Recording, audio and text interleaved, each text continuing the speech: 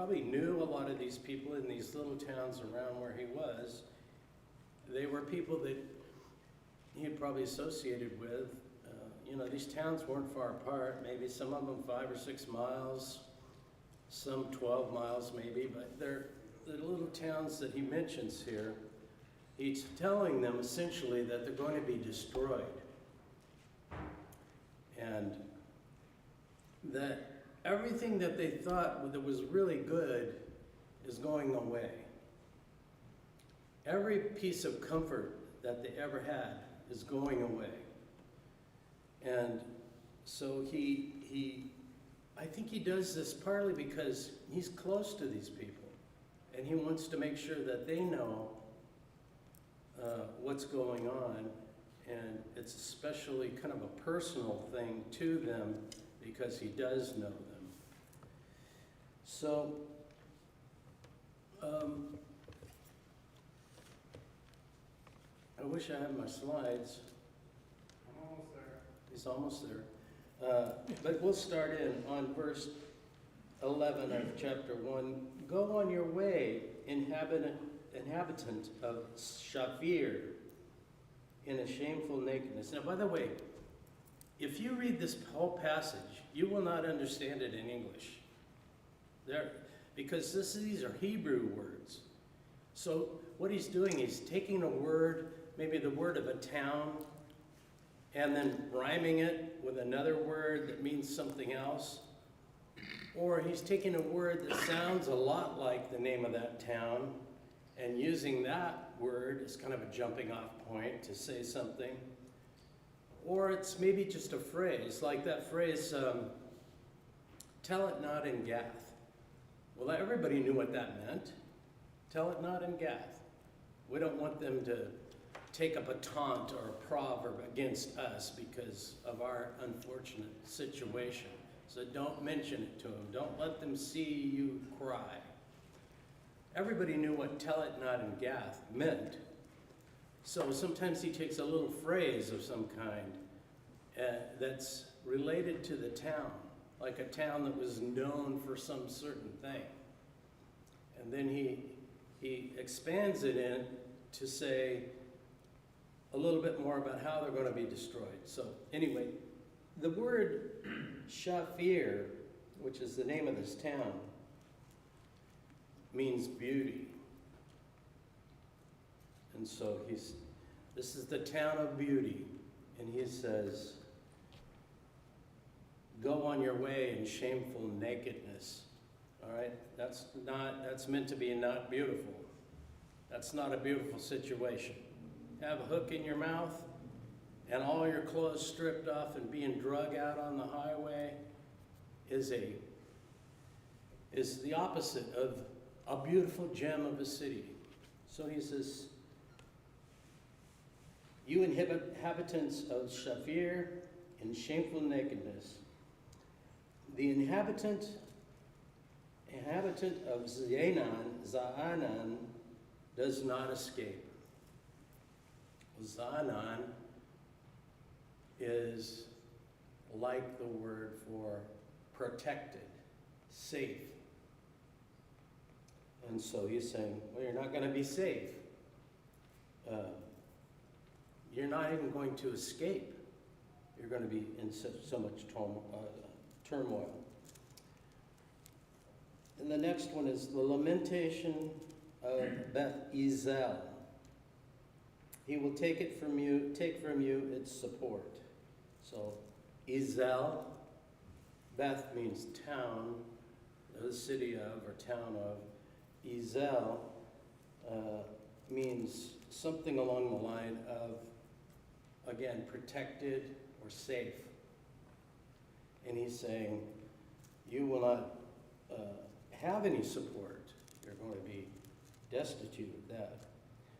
For the inhabitant of Morath, the word is, do you remember when the people of Israel were traveling in the wilderness after they came out of Egypt, and they went to the place where, I think we're on slide 130 maybe, and they went to, they were complaining about not having water, that the water tasted metallic or was bitter or something, and it was known as the bitter waters of Mara. Well, this town of Marath is a similar word to that. It's related to that, and it kind of means bitter town, which is kind of a weird way to name your town. But you know, the Hebrews think differently than we do, and when they name their town Bitter Town, they're meaning it can only get better from here. All right, which we would never even think of that, right? So it's bitter, but it can only get better. You know, was sort of their watchword. And he says, the inhabitants of Marath become weak, waiting for good, because calamity has come down from the Lord to the gate of Jerusalem. Now harness the chariot to the team of horses, O inhabitant of Lachish. I always call it Lachish, but then I got really sophisticated and I started calling it Lachish. I hope that's not lost in any of you, how sophisticated I can get when I need to. But Lachish is what everybody says, all the scholars and all the people that are way more important than me, they say Lachish, so that's what I'm going to try to do. So, harness the chariot to the team of horses, O Lachish. And apparently there's a word called Lacharish, which means steed, a fast steed. So he's making play on words. He's saying, you know, he's not really using the name of their town, but something that sounds very much like it, and then using that as a way to say, so you're the town of the fast steeds. Well, you better hook them up because you've got to get out of here. It's not going to be safe for you. And then there's this passage. She was the beginning of sin for Judah, to the daughters of Zion, because in you were found the rebellious acts of Israel. Now Lachish, I'm going to get on into my slides here and see if I can catch up with myself. Go ahead. You jumped over Jerusalem, and when I read that, I wanted to know some of what was said that turned this into a disaster. And one verse, Isaiah 3:16, really hit me. The Lord adds, the women of Zion are arrogant. They walk with their noses in the air, making seductive glances, taking short little steps, jiggling ankle bracelets on their feet. Now what hit me was the word arrogant. Yes. And through what I'm thinking, and this is what I think, not what the Bible says actually, but I feel I'm blessed. Okay? Mm-hmm. Now, but if I'm not using my blessings to bless others, I believe that's arrogance. Well, you're definitely, you turn yourself away from God, and that is arrogance, when you can't humble yourself before God. And I think that's what they did. The problem with arrogance among the Israelites was ripe. Cody, I'm not being able to advance this for some reason. Yeah, I'm sorry, I don't know what's going on. Just let me know what you want. Just skip to the next slide and we'll see. So I made up some ideas of how you might interpret this passage. Living in Pittsburgh is the pits. Los Angeles is not a city of angels. Wisconsin should be pronounced Wisconsin. That's cool. Madras will be madness. Gresham will become Gresham. I just made these up.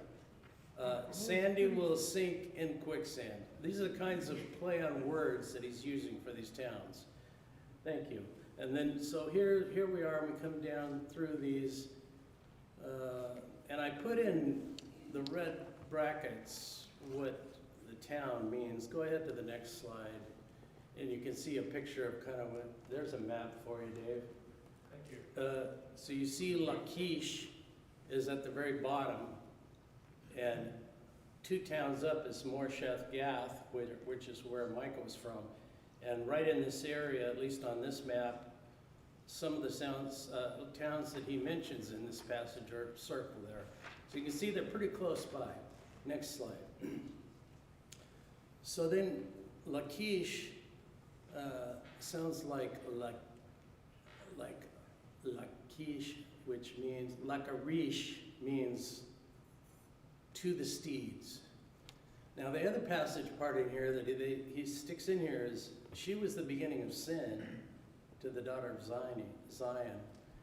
And because you were found, in you were found the rebellious acts of Israel. What were the rebellious acts of Israel? Well, there were a lot of them, and it permeated everything of the culture. But it was kind of identified clearly in the making of the golden calves and the setting up of the worship centers in Dan and in Bethel, and telling the people, this is the God who brought you out of Egypt. Worship here. You don't, but it's kind of a political thing too. He didn't want them going back to Jerusalem for the feast down there, because then he thought they would turn eventually to Rehoboam and leave their loyalties to Jeroboam. And so that was one of the big things. But the sins of Israel, the acts of Israel are numerous, and we'll talk about these as we go along later in the class.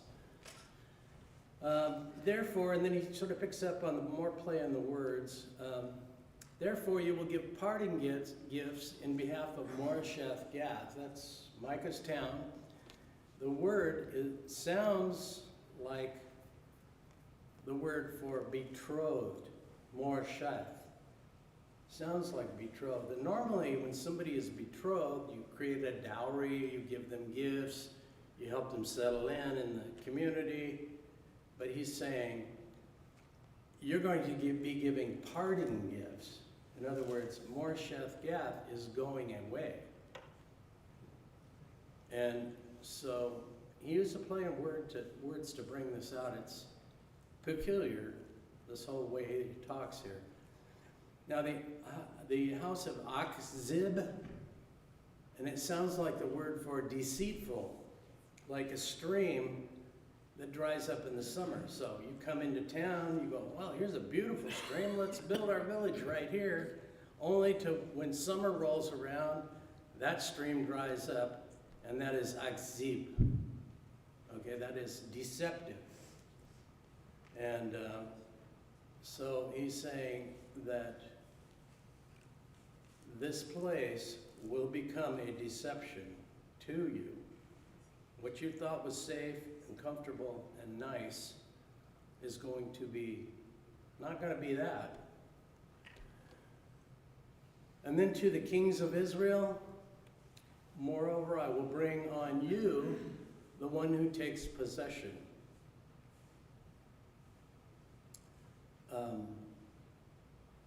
And you inhabitants of Marashah, which sounds like the Hebrew word for conqueror, you're going to be conquered. So the town named themselves after conqueror. We are the town of the conqueror. Well, you're going to be the town of the conquered, is the way that he twists it there. And the glory of Israel, and again, he's referring back to this, just a couple of sentences before, he talks about the kings of Israel. To the kings of Israel, the glory of Israel will enter Adullam. What do you remember about Adullam? Anybody remember about Adullam?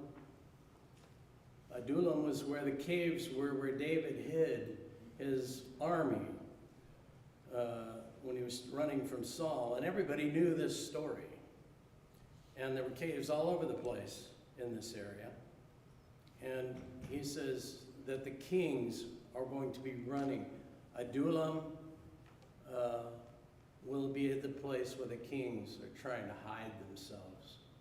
And so it's not gonna be the glory of Israel. It's going to be the shame and fear and desperateness of Israel. Next slide. So Lachish, I wanted to go back to this just for a second. She was the beginning of sin to the daughter of Zion, because in you were found the rebellious acts of Israel. And we'll develop this idea a little bit more as we go along, especially on into chapter 5 and 6. But it's more than just idolatry that was going on here. It was more of a complete cultural perspective on the world. And the best way I can really kind of explain is they liked money. They found out that they didn't have to rely on God for what he would supply. They could supply it themselves through trade and through marketing and through selling things and using false weights and measures and things to up their profits. And eventually they had all they needed. And there was a lot of wealth just before this period of collapse and destruction by Sennacherib coming down. There was a lot of wealth, and the wealth had kind of come from the north. The north had developed cities that were wealthy, and the model for what they did became the model for how Judah was beginning to respond, and Lachish was the beginning of this. It was the place where it seems to have started in the south. Next slide. So this is kind of a 3D rendering of what Lachish was. It was a fortified city. It was about 12 miles from Morsheth. And I guess one of the things that you notice there is a big ramp going up to the gate that goes into Lachish. It's a pretty substantial town, and Rehoboam, the son of Solomon, was the one who built the city up. It used to be just a little outlying, dusty town, but he built these walls 28 feet in between two sets of walls. Pretty secure looking city, but Rehoboam built it as a protection for Jerusalem. Because anybody coming down that coastal plain and going up into Jerusalem to attack them pretty much had to come by Lachish. And Lachish would be at least a warning to the people in Jerusalem of what was coming, if not even more than that, kind of a sentry or a way to repel or turn back the forces that were coming in. Next slide. Here's a drawing that I think kind of gives you a little bit of an idea of how Lachish sat right on major thoroughfares of trade. People came down through these highways, and there was a crossing at Lachish from highways from the east going west to the Mediterranean, and highways from the north going south to Egypt. And so a lot of people came through here, traders, merchants, and various different things. You'll also notice in this drawing, it kind of gives you the idea of that ramp going up to the gate. And the gate was really, the gate is kind of a major feature of Lachish. The middle part of that gate was where most of the transactions and marketing and selling and buying went on. People would come up, there were really two gates. There's a gate to get into that inner vestibule there, and then there's another gate that goes actually into the city itself. And most people that came through to trade never got into the city. They just came into that inner part. Next slide.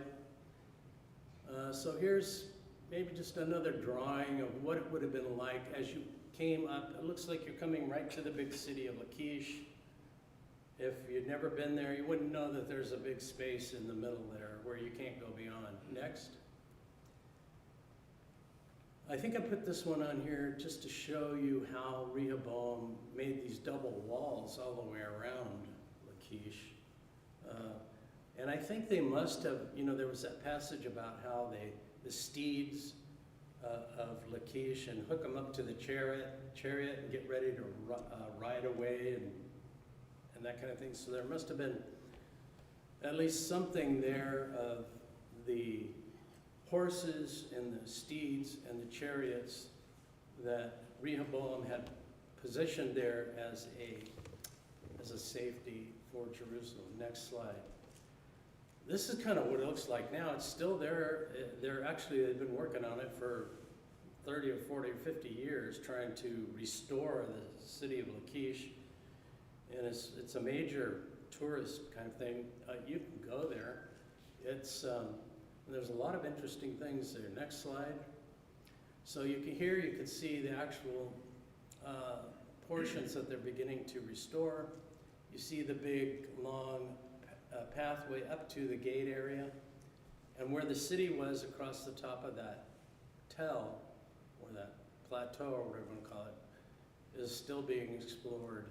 Next.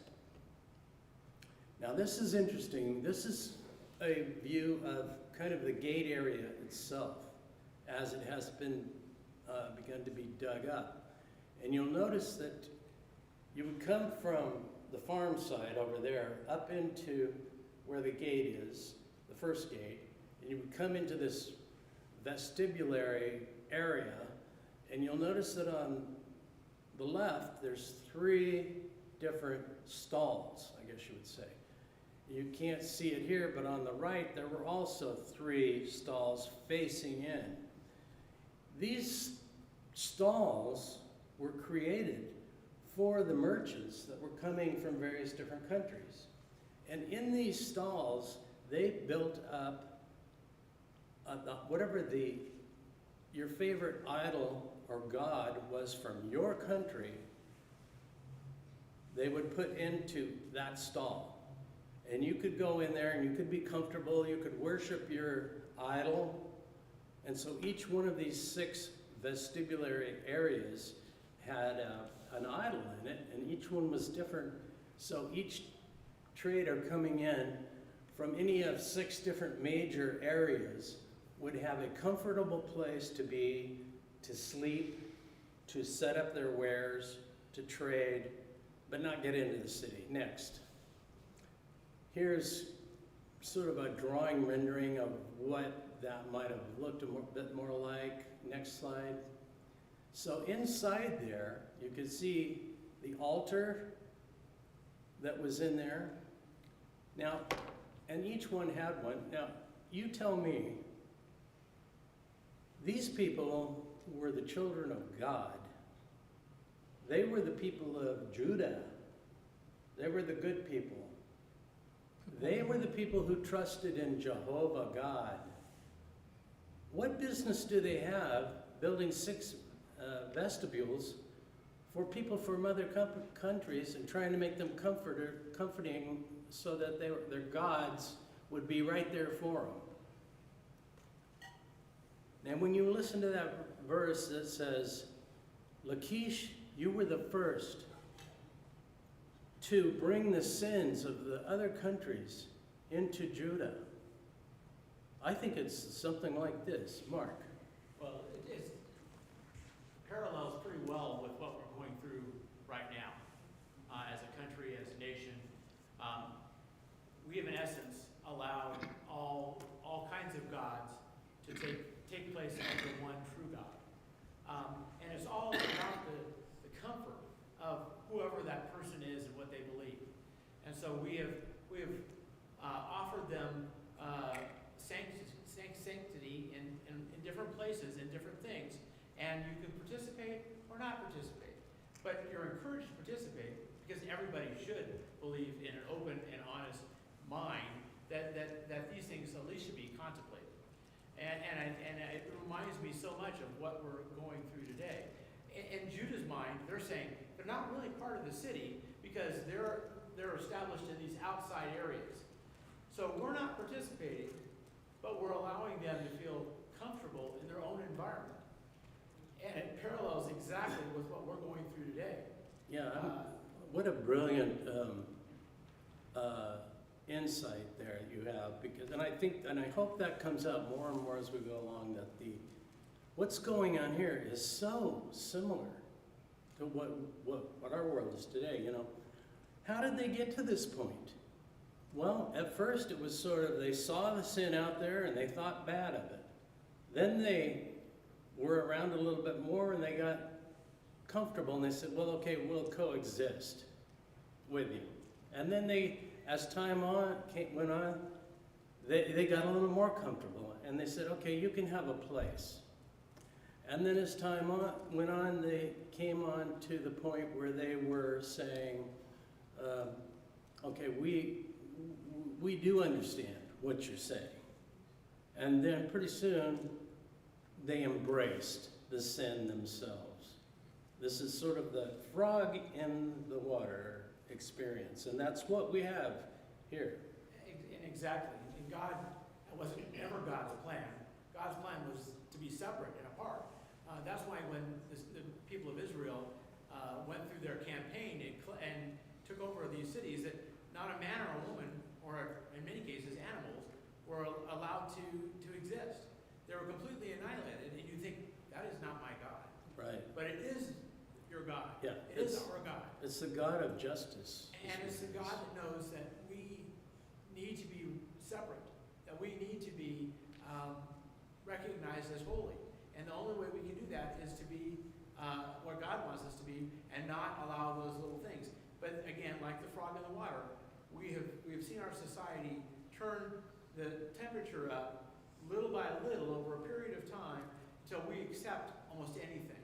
And then we are shocked by nothing. Right. So things would be, if you ever heard a curse word on television in the 50s or 60s, you would have went, but now you hear things all the time that don't even hardly make you think. And so even though they're bleeped in many cases, you know what they're saying. Yeah. So it's exactly what God, this is exactly why God had told the people of Israel that I don't want you to have those outside influences. I don't want you to marry the daughters of these other people because they'll bring their gods with them and they will corrupt your society. You know, and we, as a church, Amen. when we get out there into the world and we move around, we're kind of indistinguishable from the culture that we're part of because we've been boiled in the water. And it happened so slowly that we never jumped out. But I think you're right. We need to pay attention to these details. You're right in the church, meaning people who obey the gospel. I get this so often that people of other faiths that don't believe in baptism is essential, saying that they're Christian. Yeah. And every time they would say that, I Speak up. would say, no, you're not. You haven't obeyed the gospel yet. Yeah. And it turns them off, but we don't do it as a church. You know, if somebody comes to us and starts arguing to us about baptism, we should have it right there as to, the other day I sat with a person and she just couldn't understand why baptism was essential. And I sat with her and I told her what the Bible says. Show her 30 different verses. Right. Well, I showed it 4. But when she got up, she says, I love your insight, but it's not my insight, it's the Bible's insight. Yeah. So we have to be strong in what we're doing and talking and saying to people. It's like Mark said, we need to pay attention to these details and speak up Right. and be out there on it. Let's move on. Cody? Oh, this is the vestibules. What they look like now as they're excavating them. Doesn't look that great, but probably at the time was wonderful. Probably had ivory inlay on the walls and all kinds of neat stuff. Next. But not too long from now, not long at all, Sennacherib is coming to Lachish and will cast up a siege mound against the wall and destroy the city and send 150,000 people into slavery, kill probably at least as many as that. Next slide. Here's what the siege mound is still there, obviously. They piled dirt up and they got into the city. Took them a while to do it. They just camped out there in the valley and took their time. Next. Hey, Phil, who was it that took over the town? The city, Sennacherib, Okay. king of Assyria. And he was one in a long line of kings. You know, there was Tiglath-Pileser and Sargon, and then Sennacherib. Sennacherib becomes the one who actually goes into Jerusalem with the plan to destroy Jerusalem too. That's where the big money is.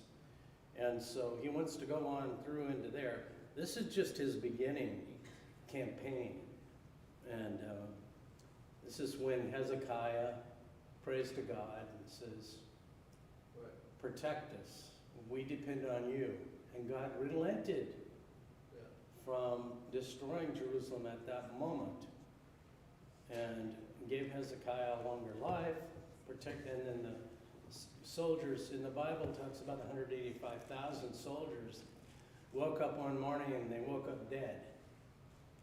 And so they were protected, and Sennacherib gave up and left. Now, by the way, there are 4 different historical accounts of what happened in Lachish. It is the most documented ancient battle and everything that ever occurred. This is the cylinder of Sennacherib, which describes all of the conquests that he had, and the 46 cities in Judah that he took, and I got my number there wrong, but it was 200,150 people who were deported from Lachish, and it talks about 8 different military campaigns. Next slide. He also went back to his hometown of, who knows what Sennacherib's hometown was? Nineveh was where he was from. Anyway, he went back and he commissioned these reliefs to go all around his palace. And all of these reliefs tell of the story of the conquering of Lachish. Next slide. So it's pretty detailed, you know, it shows how they shot arrows in there. Next slide, you can kind of go through these. There's several of them. This is like a war machine of some kind, you know, that they could come up really close to the walls and fire in and still be protected to some extent. They had some pretty trick warfare things that they used. Next. I guess they had to kill a lion somewhere along the line. Next. They had these slings that would throw these pretty heavy balls up into the city, and they found, when they excavated Lachish, they found a whole bunch of these things, all different kinds and different sizes and stuff. Next. And of course, people were impaled, hung, all kinds of vicious things, because the people of Assyria, they were the first country to have a standing army for no other reason, not for defense, not to take retribution on somebody that stole some of their land. No, just for no other reason than to go out to other cities and countries and destroy them and take all their stuff. They were very imperialistic, I guess you'd say. And they were vicious. Of course, they themselves were idol worshipers, and they had no devotion to Jehovah God. And they had their own sets of rules, and it didn't matter. If somebody is going against you, well, that's the cardinal sin, and they deserve not only to be killed, but to be tortured or whatever. Next slide. Here's a bunch of the slaves becoming, tied together with chains and stuff and being hauled out of the city. Next slide. And here are the leaders coming and bowing down before Sennacherib and offering everything that they can give him and begging for mercy. Next. I don't know what this is, but it doesn't look good. Next. And they found this in the gates of Lachish, the Canaanite goddess of Anat in gold. Maybe that was part of what was first found in Lachish. That was a sin from the northern kingdoms. By the way, you got to picture this too. After Noah died, his sons spread out and they propagated and they went all over the place. These people up in the north in Assyria are like distant cousins to the Jews. Everybody's a distant cousin to the Jews. But they had all forsaken God, and they had all forsaken Yahweh and Jehovah. And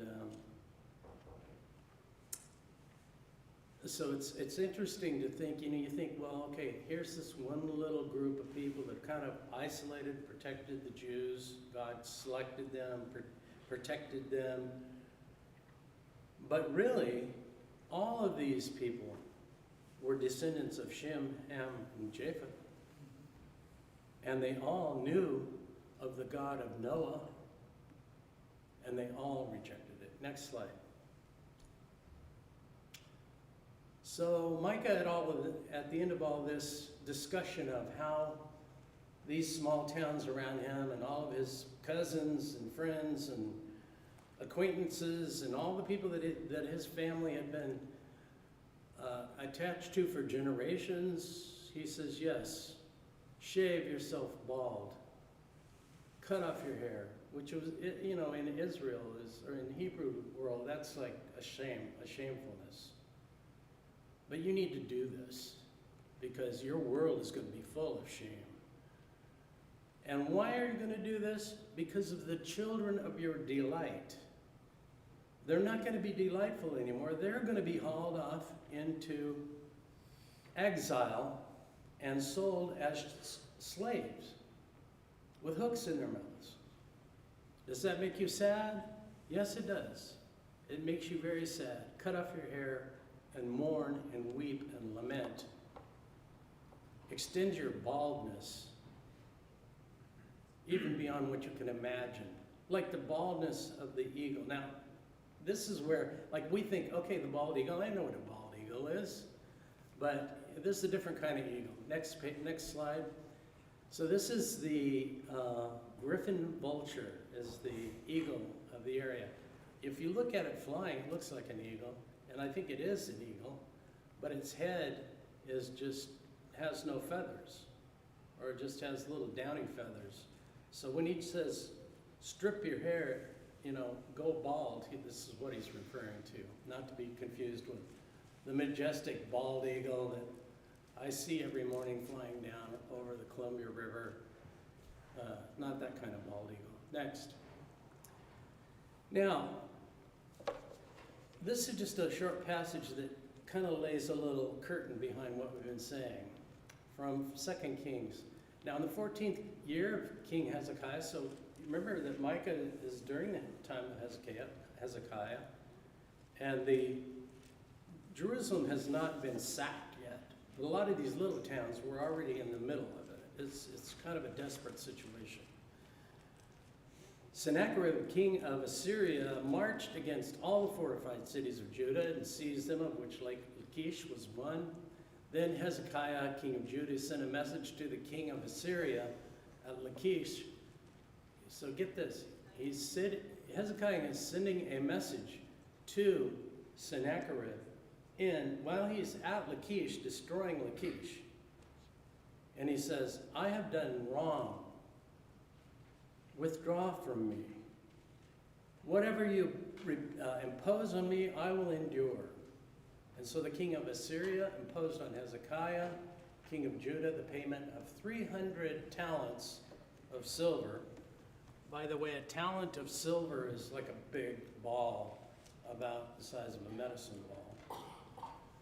So 300 talents of silver and 30 talents of gold, which is probably pretty much all they had. Hezekiah then gave him all the silver that was found in the house of the Lord and in the treasury of the king's house. So it was pretty much everything. At that time, Hezekiah cut off the gold from the doors of the temple of the Lord and from the doorposts, which somebody, Hezekiah himself, Hezekiah the king of Judah, had actually overlaid that gold on there. Now he's tearing it off, rolling it up, and sending it to Sennacherib. With the idea that, this is pitiful to me. There is no dependence on God at this point. None.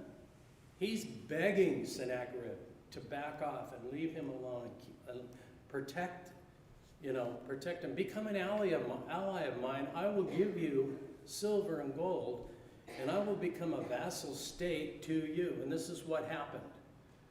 Hezekiah kind of bowed down before Sennacherib and said, I'll do whatever you say. Just don't kill us. Next slide. So now we come into Micah chapter 2. Woe to those who devise wrongdoing, who practice evil on their beds. So Micah is back into speaking to the people, the oracle of God. How does God know what we're devising on our bed at night?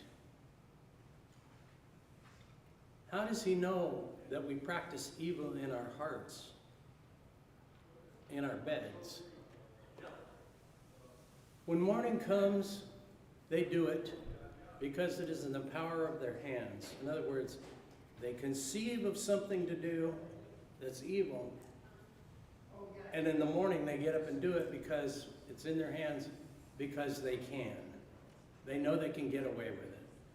Part of the reason why they can get away with it is because the culture says, hey, that's just fine. If you do it the right way, we'll protect you. The judges are corrupt. The priests and the prophets are all corrupt. And as long as you do a little, bribing and different things along the way, you'll be protected. So it's in the power of your hand. Go do what thou wilt. All right? So they covet fields. So they seize them. And they seize houses. And so they take them. They covet houses. So they take them. And they exploit a man and his house, a person, and his inheritance. Go to the next slide. This is from Jeremiah.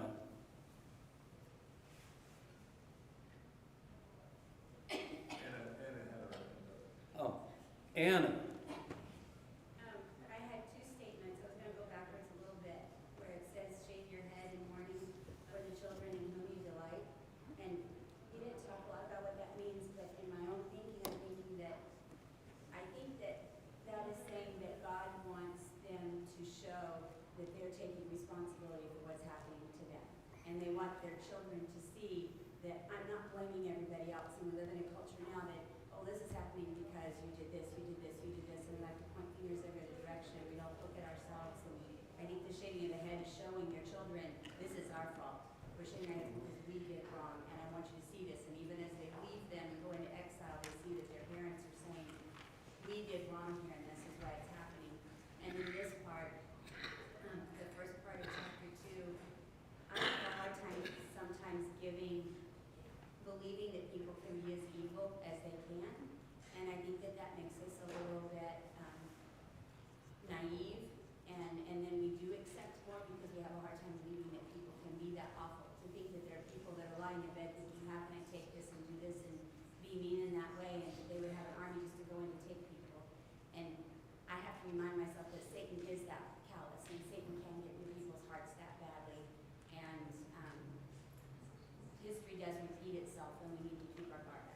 Absolutely. So people, there is evil, and it's beyond what you can even imagine. But back to your first point too, I think, taking responsibility and shaving off your head so that your children know that you are part of the problem. I don't think these people were necessarily going, well, let's build some more temples to Baal, or let's go worship down here and let's try to get the other people to do it too. No, they were just, I call them sheeple.